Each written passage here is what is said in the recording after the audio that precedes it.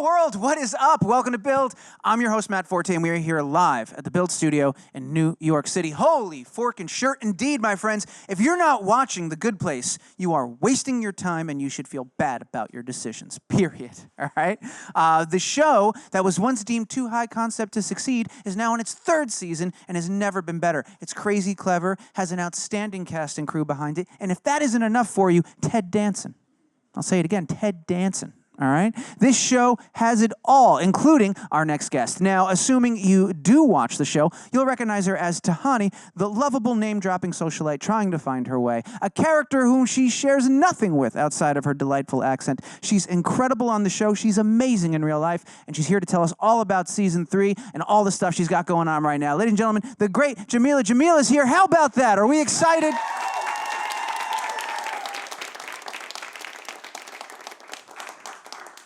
That's exactly how I feel. Now, we'll get started in just a second, but before we do, I believe we have a quick look at the show first, so let's go ahead and run that clip.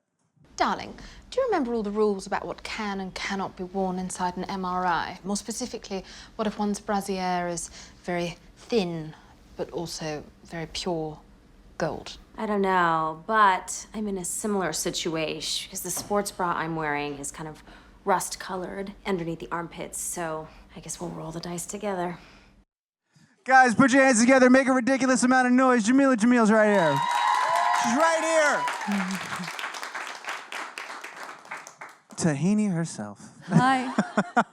Welcome to the show. Thank you so much for being here. As you know, we have a couple of minutes to hang out and talk. We're going to get into this. I want to ask you about Iway. I have so much I want to talk to you about. But first, how are you?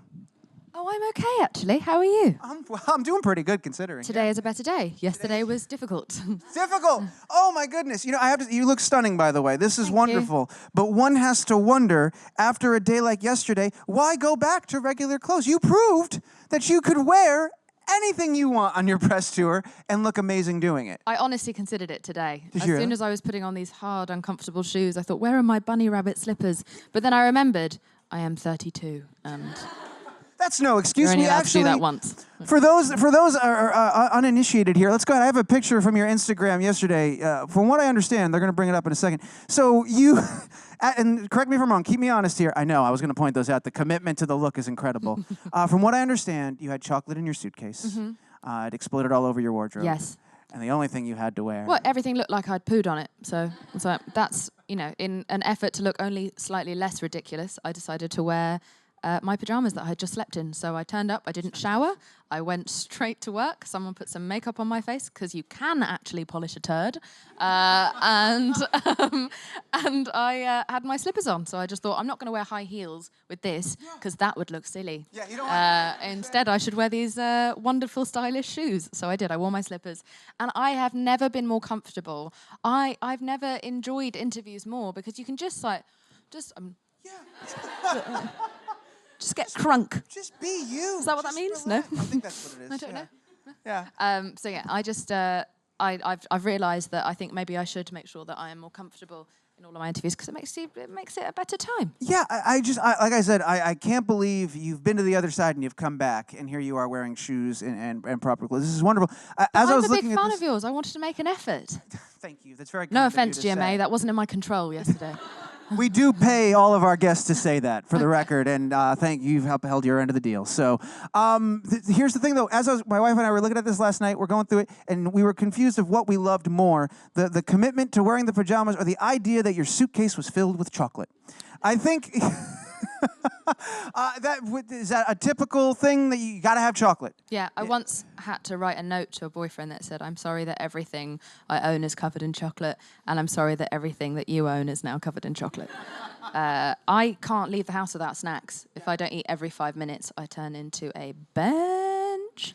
So I have to have it on me at all times, but I need to learn about sealing and packaging. That's the thing. But yeah, it's the goal for my 30s, is learn how to, you know, grow up and not be an animal. A decade to work on it. Yeah. You'll find your way. Is it specifically chocolate from the UK? Is it because I... No. Just in general. No. Anything. Anything I can eat. Yeah. Fascinating. Yeah. I want to do the whole show just on this. No, let's not do that. Okay, fine. No one's enjoying this. No. I don't know. I think we're having a good time. Okay, you're right. Let's go back to The Good Place. Let's talk about this wonderful show and season 3. Congratulations. Before we get into season 3, I read something very interesting. Your tea's on the way, by the way. Thank you. Yeah, they tried to be slick about it, but we there we are. We don't have to put very on airs grounded. here. Yeah, we don't have to put on airs here. So we're gonna talk about in season 1. I was reading. All right, in the very beginning. Some people already know that you told a little white lie about your experience to get into the audition. This is a story we've heard before. Here's something I was fascinated by. I read somewhere.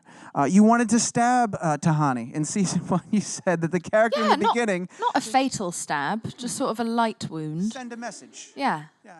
Just to get her to stop being such a ashhole.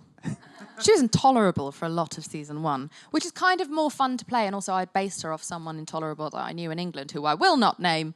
We never ask you to name names. But they have been blocked on my Facebook, so I don't know if they found out or not that it's them, but it's fairly, like, I've fully ripped off their character. No. And their personality, to play this. So that was quite fun to, like, exercise those demons of everything you find annoying about someone, to be able to play that out and make money from it.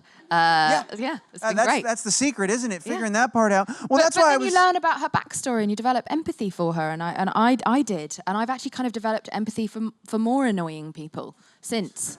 Because I realised that there's no such thing as bad people, there's just sad people. Actually, no, in the news we've realised there are some very bad people. Quite a few, yeah. But, There's a couple of bad people. Yeah, that we can't... But Tahani is not one of them. She's just really desperately insecure, and actually so similar to so many people that I meet in this industry that it's scary. So... Well, that's and that's why people, I think, latch onto this show is yes, it's high concept, but these characters, there's so much that we can identify, and we're insecure, all these different things, and we see these different things, and that's where it comes from, and we fall in love with everybody. And I loved the idea of, in the beginning, you wanted to stab her, you've gone on this journey together, and now you've kind of embraced her. No more stabbing. But what's funny to me is actors often come in here and they tell us about what drew them to the role, how they fell in love with the character right away, and then you seem to have a different perspective on that. You didn't fall in love with the character right away, but you were in love with the project. What was it about you that said, I must do this? Well, not just that, but also I didn't know who the character I was going to play. And we had to sign a 7-year deal before knowing what the show was about or who we were playing or what the storyline was or who else was going to be in it. So you have to sign your life away, and the whole thing was kept under wraps. There was no script. There were fake sides, fake names. So I was like, what if this is Mike Schur's first porno?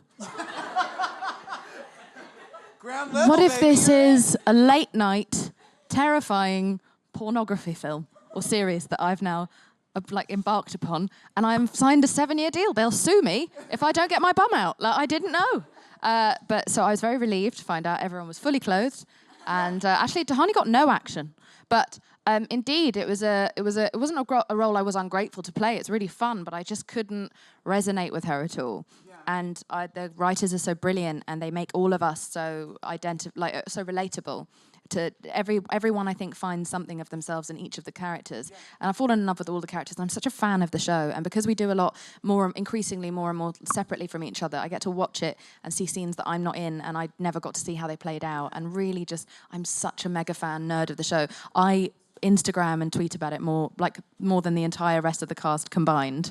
My Instagram is basically a fan account for Ted Danson, and so I am a proper Good Place nerd. Yeah, 100%. There we.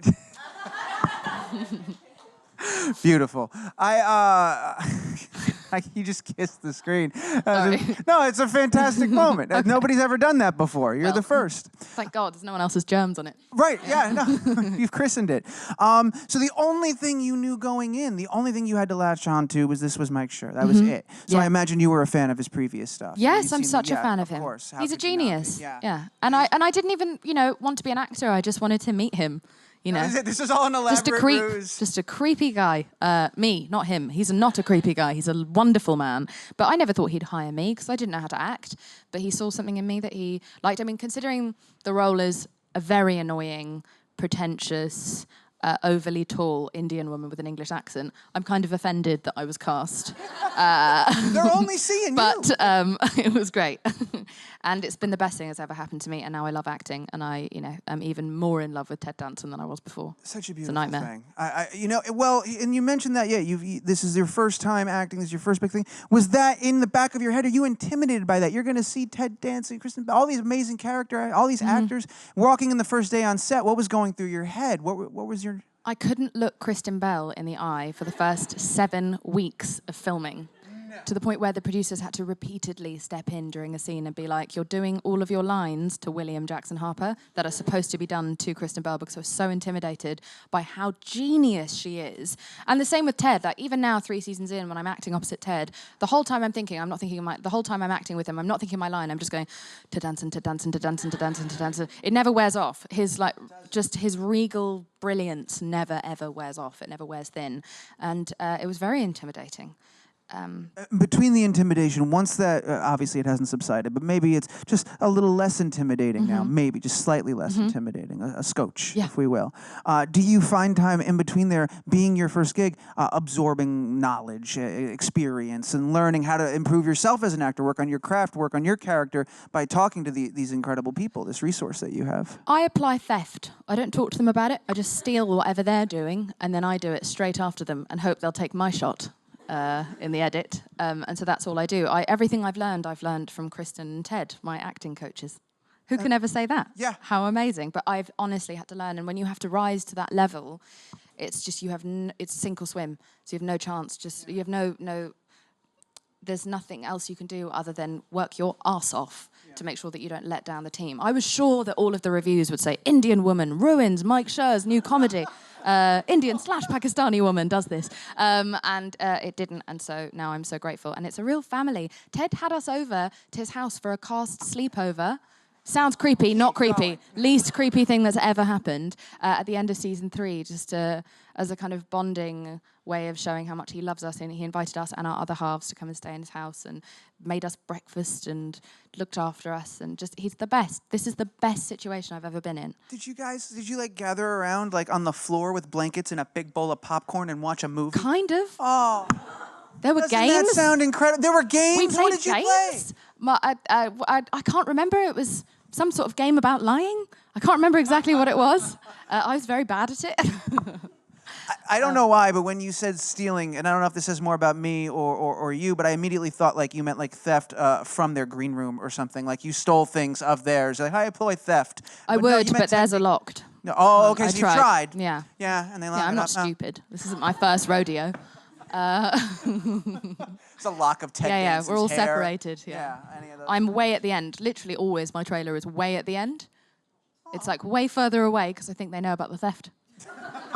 They know about how creepy I am. It's a longer trip back to your base of operations. They can catch you. That's what it is. That's why they do that.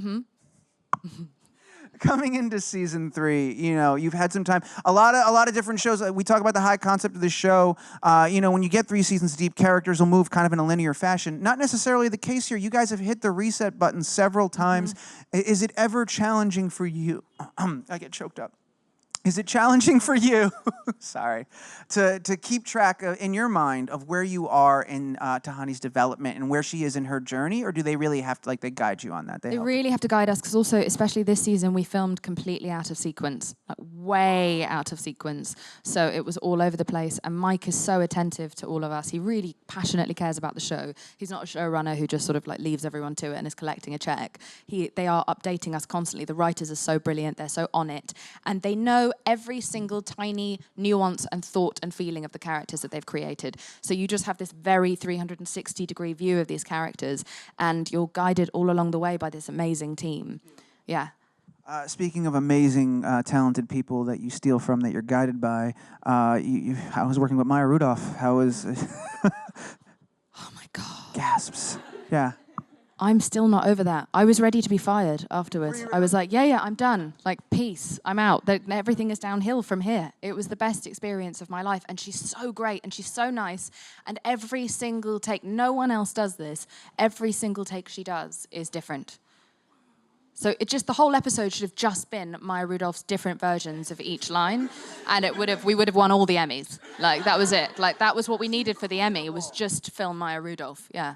Yeah, when she showed up, there was an audible gasp in my house, like, oh, it's Maya Rudolph. Like, everybody gets so excited, and every delivery, everything she does it's effortless and pitch perfect. She's like, the seal of approval. I think Yeah. guest stars are a very big sign of how a show is doing, and I think when Maya Rudolph is on your show, then you are on a classic. Then you're doing, you're doing something right. Yeah. I followed her around for the whole time she was there on set, to the point where one of the hairdressers was like, leave her alone.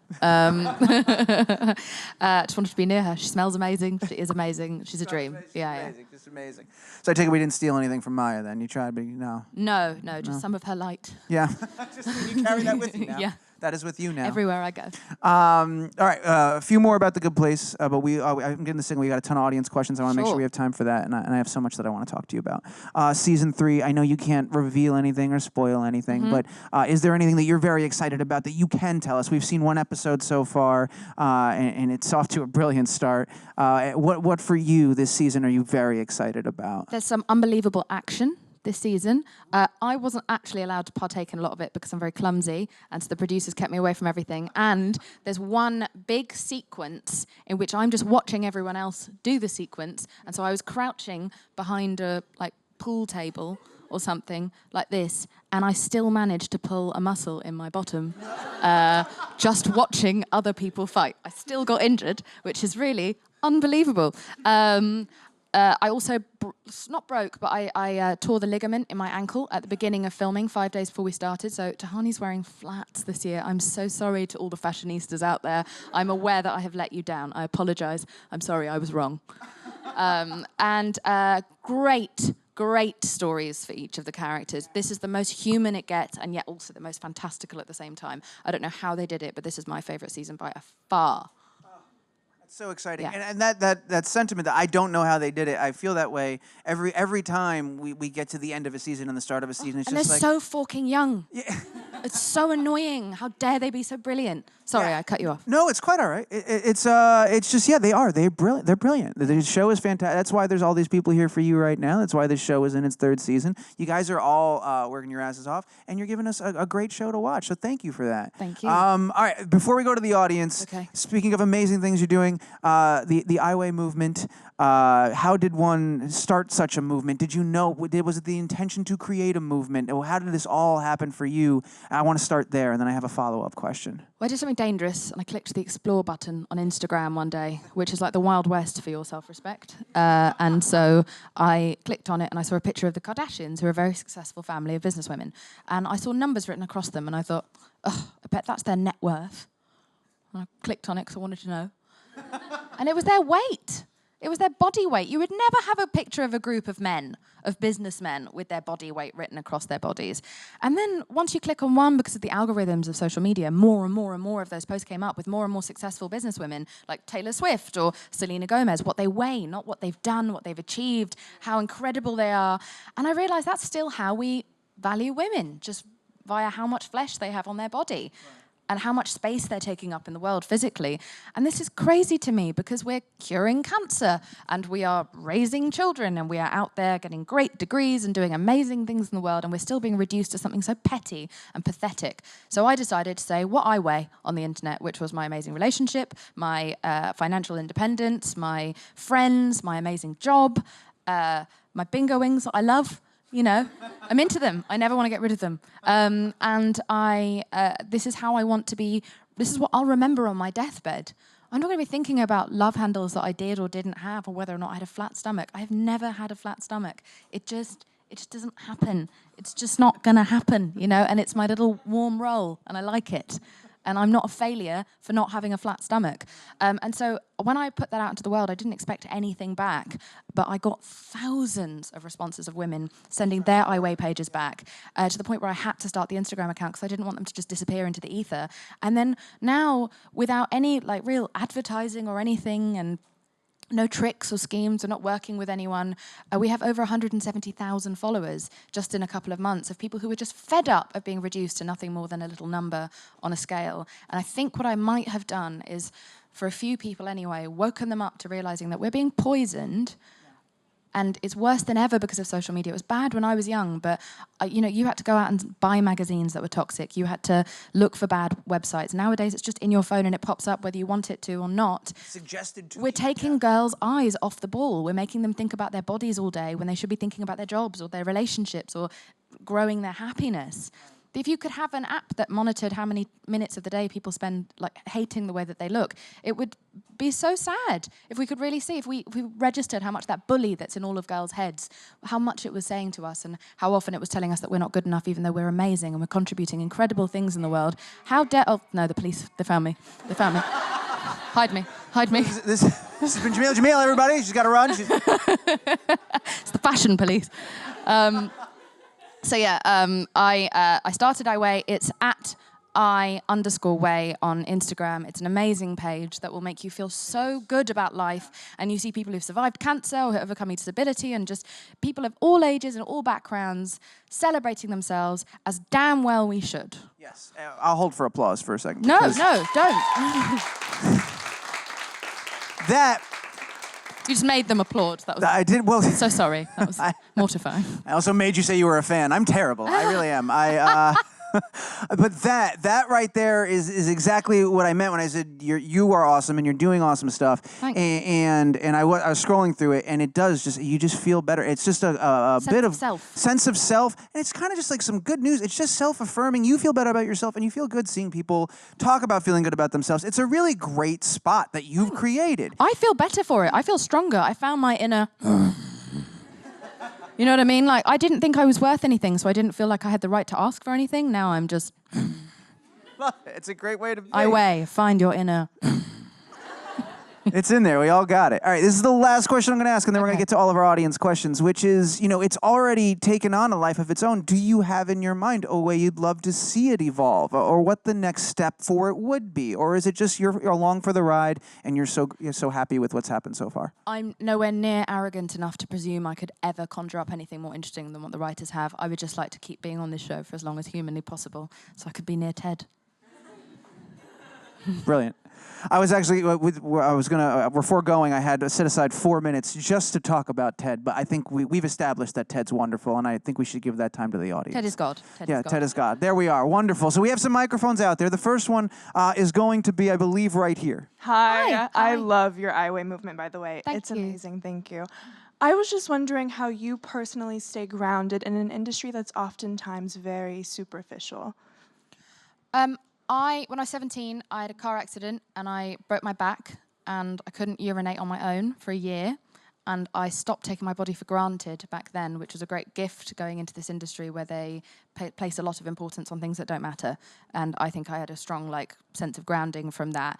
And also being surrounded by good people. I have cut out all of the toxic people from my life, even if that means people that you're related to. Anyone who makes me feel bad about myself is out. That's my elimination diet. And so therefore, I'm only around good, supportive, strong people, and everyone should be. So. Thank you. Great question. Great response. Is it challenging today to cut somebody out of your life because there are so many different avenues and channels through which they can find their way back into your life? I don't think so. No? No, I once said something really ruthless to someone a year ago, which was exactly how I felt. And I probably don't recommend this as a thing to say to someone because it's quite cold, but they had been very bad. But I said, if I met you now at a party, I wouldn't ask for your number. And that's my way of saying you have changed into someone who is now bad for me. And I wouldn't want to be friends with the person that you have become. I think you just have to be ruthless with it. What I think is so weird is that you can leave a relationship that you've been in for 20 years, like in a marriage, and you've had 4 children, and that's fine, that's socially acceptable. But someone you've met once, you're not allowed to tell you don't want to be friends with anymore. We don't have an etiquette for breaking up with friends. This needs to change. We need to allow that. I don't like ghosting people. I like telling people I don't want to be friends with them anymore, unless I don't know them very well, in which case just block. But I think it's a really important part of life to make sure that you are surrounded by a good environment. That's one of the few things in life you can control. You think you can't, but you can. and you've put Ted in your immediate surroundings, so you're off to a great start right there. We've got a few more, 3 more, I believe, so let's go to the next one, which is going to be, right here, wonderful. Hi. Hi. I love the way that you've talked about Tahani and Eleanor's relationship. What do you like about how they've progressed since season 1, and what do you hope to see with them in the future? I love the fact that Mike Schur doesn't ever succumb to cliche, and he didn't just pit us against each other in this really petty way. I like the fact that empathy and understanding and teamwork was brought into our friendship, and we didn't go down the usual route of 2 women fighting over a man or fighting for attention. We bonded, and I think something that's so special about this show is that in a time where we are the most divided in the press and we are the most divided in the news, and people are being fear-mongered and like told to side against one another, this show shows that you can be from different places and you can be very different people, but if we work together, we can get to a better place. So I think that that's one of my favorite things about this show, is the kind of analogy for what the world needs to do in this time where we're so separated. But I hope that they grow their relationship and get closer. And, lots of people want some love. I'm into it. I don't not want to kiss Kristen Bell, but I don't know what's in the cards. Wonderful. 2 more. The next one's going to be, I'm looking for the microphone, I believe right here on our green couch. Hi, Jameela. Hello. I'm a huge fan of the show and you. Thank you. I just wanted to ask if there was like a favorite scene that you filmed. Oh, my favorite scene that I filmed was the finale of season 1, that moment where Ted changes. Watching him do that in person was truly the most chilling and incredible gift and experience an actor could ever wish for. It was like a masterclass watching him doing it. If it was creepy on screen, I can't even tell you how terrifying it was in person. He's a genius, and that was a really special moment, and we'd only been told just a couple of days before we shot that was the ending of the show. So we hadn't known all this time that we were actually, spoiler alert, in the bad place. And so that was it. And that was also the last thing we shot of season 1. It's very rare you get to shoot in sequence. And so I walked away with that being the last thing I saw, thinking I was definitely fired now. And I will never forget that as long as I live. It's pretty incredible. Yeah, we had Darcy Carden here to talk about this show, and she was saying that Ted is just one of those actors that like he elevates everyone in the room. Like he's so on top of his game that everybody like it's just an inspiration to watch him, and it's like such a gift like to see him every day on set. And he brings dignity to passion in this. That's something I've heard Darcy talking about before, is that she makes it dignified to care about something as silly and frivolous as acting, and she's right, and he does, and he's still so grateful, and he's still like a little kid, and he walks around set, jumps around on set, saying things like, "Aren't we lucky to do this for a living?" And on a hot day where it's 115 degrees and we're all sweating balls off on set in the valley, he's the one who's pepped up and keeps going. When he filmed the season finale, I think he had pneumonia, and we didn't even know. He didn't tell anyone. He just filmed that incredible final scene with all of his energy, and he was so ill. He's just stoic. He's old school. Yeah. He's not a little wimp. He's a really great guy to learn from, and he's really he enforces a message of gratitude, which I think we all need to have and apply to not just our situation but also to ourselves. That's part of our way, is just being. It's not a body positive movement; it's a life positive movement. It's being grateful for what your body does for you, rather than just always shirting on what it doesn't do for you. Yeah, I think. Very nice. We've got, was that one more? So we're going to do one more last question over on the red couch. Hi. Oh, thank you for being here. You're so lovely. My question is, now that the main characters are in the real world and Tahani does have,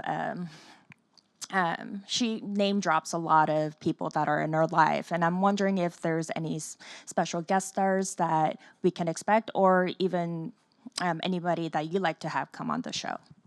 I mean, I would like to use Tahani as an excuse to meet all of my favourite celebrities, because I am a big geek who always asks people for pictures. I don't know if anyone's seen the 100 photos I've been posting of me and Leslie Jones, who I recently met. It's a very exciting moment in my life. I would like Leslie Jones to be on The Good Place. That would be amazing.